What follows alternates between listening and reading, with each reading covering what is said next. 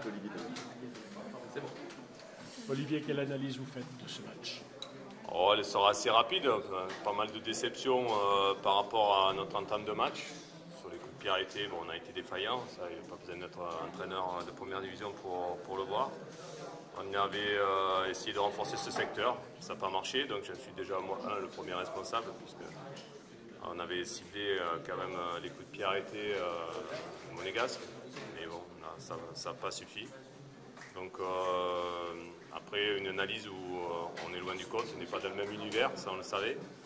Ce qui m'ennuie, c'est que le peu de chance qu'on pouvait avoir, on l'a vraiment hypothéqué très rapidement avec ces histoires de coups de pied arrêtés.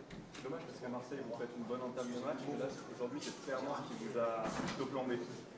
Oui, alors, ce que je disais, à Marseille, on a perdu le match, mais on a perdu aussi un joueur qui était essentiel pour nous dans la défense. Et on a bien vu qu'aujourd'hui, voilà, on a été défaillant dans ce secteur-là.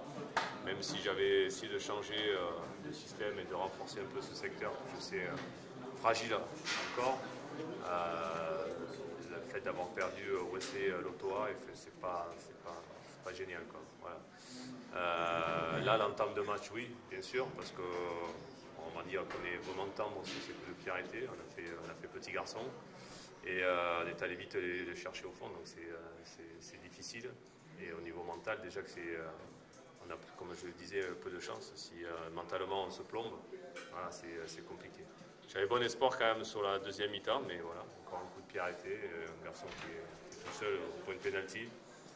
Voilà. On y bosse, on le bosse, on travaille dessus. Après, c'est une volonté des joueurs. C'est du marquage, c'est de la détermination, même ça, c'est pas du talent, c'est de la détermination, c'est de l'envie, je ne veux pas que l'adversaire marque. Aujourd'hui, on n'avait pas ça. Monaco perd beaucoup de joueurs, mais Monaco reste Monaco quand même.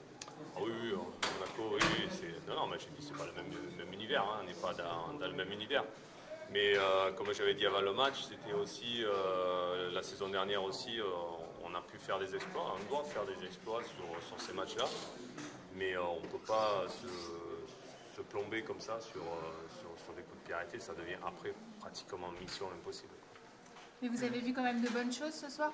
Oui, il y a des bonnes choses, oui. Il y a des bonnes choses, bien sûr. Il y a toujours des choses à prendre, même les mauvaises, je les prends. Parce que voilà, je vais certainement faire des conclusions sur certaines choses.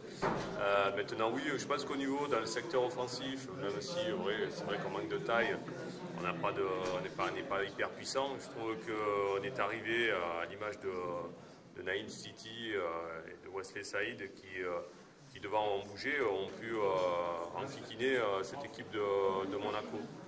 On sait qu'il nous manque encore cette finition, qu'on n'est pas très précis sur les centres, mais on se met dans des situations plutôt favorables.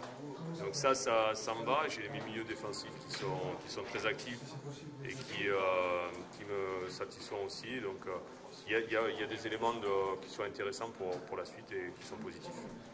Merci.